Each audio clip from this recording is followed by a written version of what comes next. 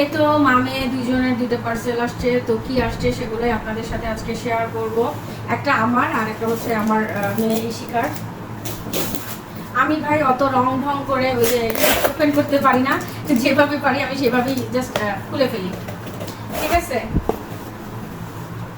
এটা হচ্ছে আমার, ঠিক আছে, এটা হচ্ছে আমার। এই যে এটা একটা ফাউন্ডেশন, এই যে এটা হচ্ছে আমার খুব ফেভারিট।